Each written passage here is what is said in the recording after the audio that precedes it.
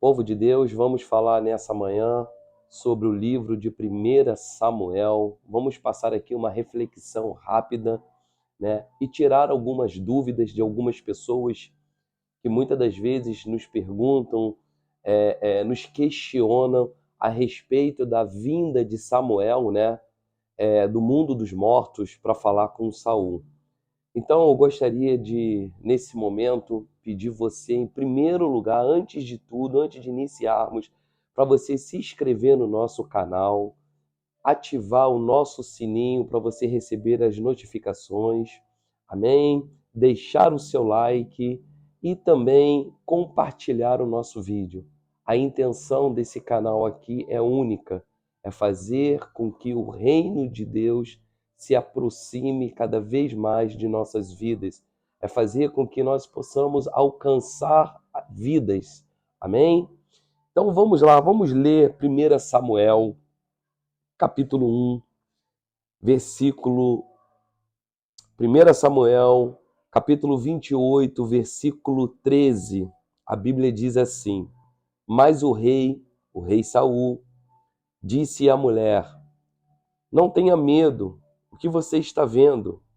A mulher respondeu a Saul, ela era uma necromante, e a Bíblia condena esse tipo de prática. Deus condenava esse tipo de prática. E nós vamos ver aqui em alguns textos. E a mulher respondeu a Saul: Vejo um Deus subindo da terra. Pessoal, vamos parar aqui rapidamente. Algumas pessoas têm dúvidas a respeito sobre essas verdades, né, vinda desse texto.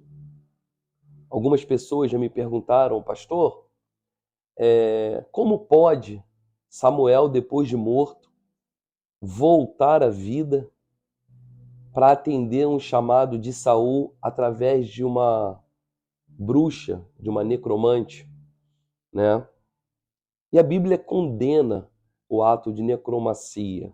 A Bíblia condena o ato de bruxaria. Tudo isso era coisas do povo pagão. Amém? Tudo isso era paganismo. Deus separou o seu povo para que ele fosse o único a ser adorado, para que ele pudesse ser o caminho daquele povo, para que ele pudesse ser os pés daquele povo, para que ele pudesse ser o condutor daquele povo. Então Deus é um Deus único, é um Deus onipresente, onipotente e onisciente. Amém? Então, só para a gente poder entender esse tipo de prática, não somente naquela época, tá? Trazia um conflito com Deus, porque era extremamente proibido esse tipo de prática naquela situação. E aí a gente pega aqui algo dentro desse texto de 1 Samuel, capítulo 28, versículo 13, que aquela mulher, ela vê um Deus subindo da terra. Vê um Deus vindo do mundo dos mortos para se apresentar a Saul. Então, o primeiro ponto que nós observamos é que aquela mulher ela tem uma visão de um Deus, muito provável de uma entidade maligna, de um espírito maligno, de um espírito enganador, porque foi o que aconteceu ali. Um espírito enganador que aproveitou a fragilidade de Saul, a sua fragilidade emocional, a sua fragilidade espiritual, para enganá-lo. E aí a Bíblia diz, aqui em 1 Samuel, que esse espírito é lançado, né? Ele veio da terra para falar com Saul. Então, a primeira verdade que nós podemos compreender no dia de hoje é que Samuel não apareceria para Saul através de um espírito, através de um Deus, com a fisionomia de um Deus. Samuel era profeta e não um Deus. Mas vamos continuar. Versículo 14, ele perguntou: como é sua figura? E ela respondeu: vem subindo um ancião e está enrolado numa capa. Então Saul entendeu. Preste atenção que aqui foi um entendimento de Saul e não uma revelação. Saul entendeu, mais uma vez, a sua fragilidade faz ele enxergar algo que ele precisava ver. Né? Muitas das vezes nós enxergamos coisas, ouvimos coisas que não precisamos, mas que queremos ver. Saul precisava, Saul queria ver Samuel novamente. Era o último recurso de Saul para que ele não perdesse o seu trono, algo que ele já tinha perdido desde o momento que ele peca contra Deus, desde o momento que ele desobedece contra Deus. Então, ele ainda tenta uma última vez fazer com que Deus volte atrás. Então ele tenta, no seu desespero, consultar o espírito de uma pessoa que já havia morrido, que já estava morta. Ele se inclinou com o rosto em terra e se prostrou. No versículo 15, Samuel perguntou a Saul, não era Samuel, mas um espírito enganador: por que você foi me perturbar fazendo-me subir? Primeiro que Samuel não subiria, ele desceria, né? Então Saul disse: é que estou muito angustiado. Olha só, o espírito se aproveita da angústia de Saul, porque os filisteus guerreiam contra mim e Deus se afastou de mim. Era um ato de desespero, de loucura. E já não me responde, nem pelo ministério dos profetas. Deus abandonou literalmente Saul. Deus esqueceu Saul na face da terra. E nem por sonhos. Por isso chamei...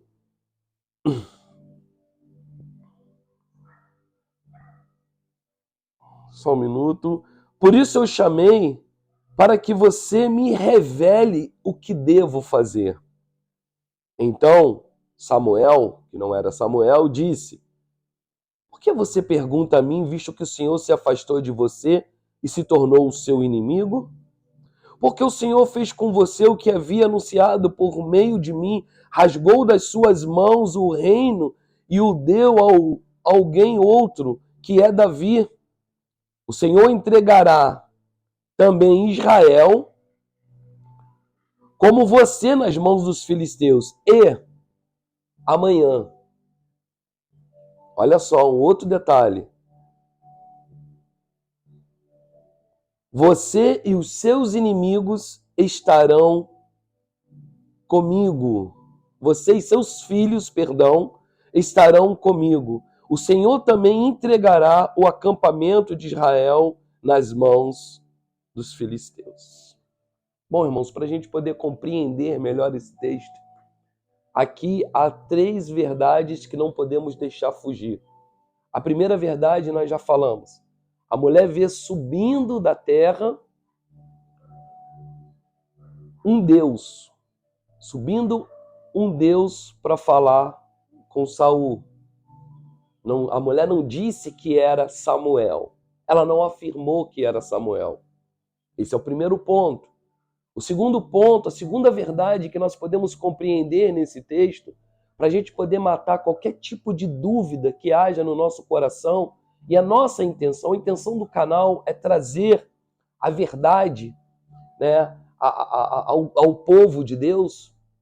A segunda verdade é que, pelo fato, né, de Saul estar no momento de desespero, angustiado, ele tem a visão de um ancião.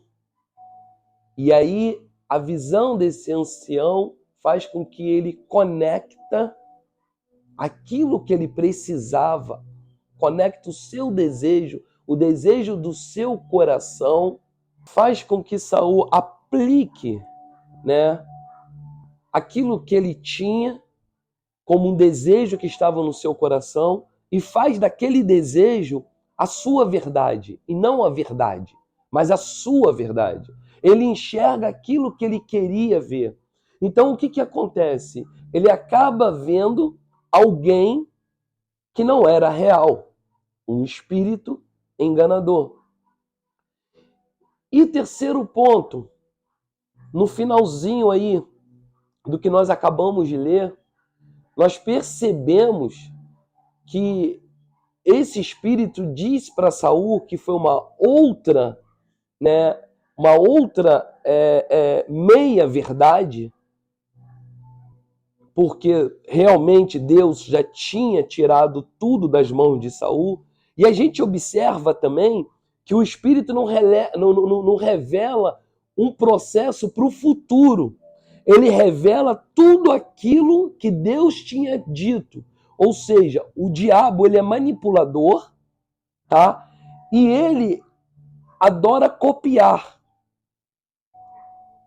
ok? O diabo ele não cria, ele não revela, ele copia.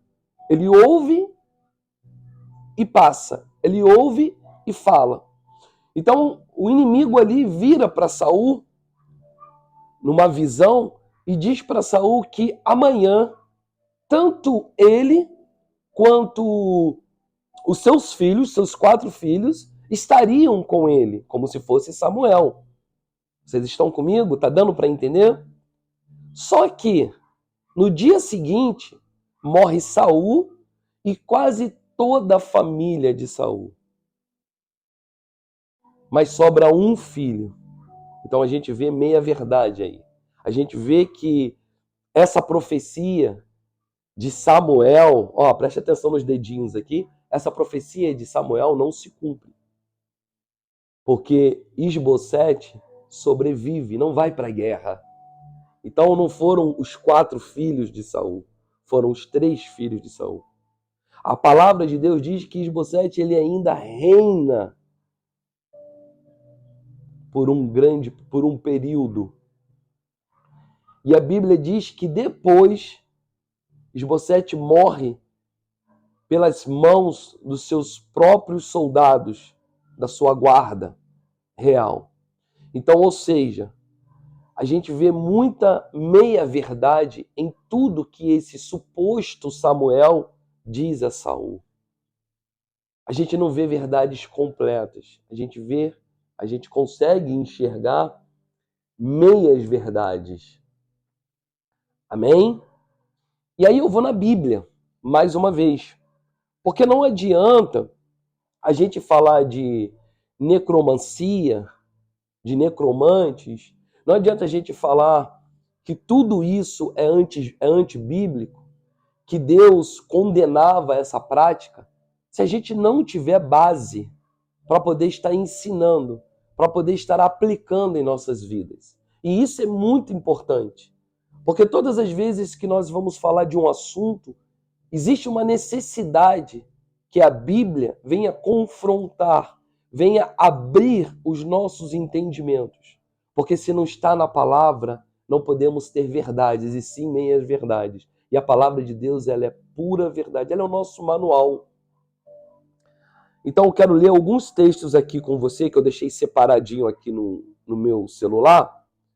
Um deles está em Levítico, capítulo 20, versículo 6. Olha aqui. Quando alguém se virar para os necromantes e feiticeiros, em Levíticos, para se prostituir, por que para se prostituir? É para se aliançar. É para pregar aquilo que eles pregam. É para praticar as suas práticas. Amém? Com eles, eu voltarei o meu rosto contra ele e o eliminarei do meio do meu povo. E foi o que aconteceu por diversas vezes com o povo de Israel, né? A gente vê desde a travessia do Mar Vermelho e assim se sucedendo, porque o povo de Deus se corrompia a outros deuses e a outras práticas, né? Não está muito diferente dos dias de hoje. Digamos que nós fomos contaminados e continuamos com essas práticas, né?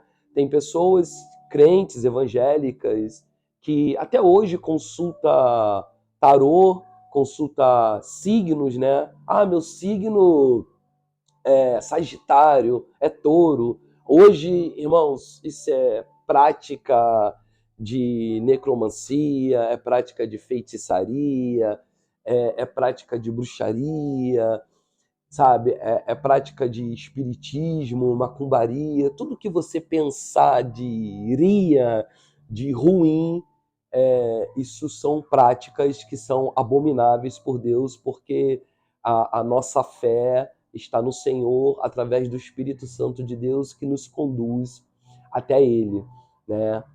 E em Deuteronômio, capítulo 18, versículo 11 também, a Bíblia diz assim: encantador, necromante, praticante de magia ou alguém que consulte os mortos. Versículo 12: pois todo aquele que faz tal coisa é abominação ao Senhor. E por essas abominações, o Senhor, o Deus de vocês, ou seja, o nosso Deus, né, está expulsando esses povos diante de vocês. Então, ou seja, é uma prática condenável a Deus.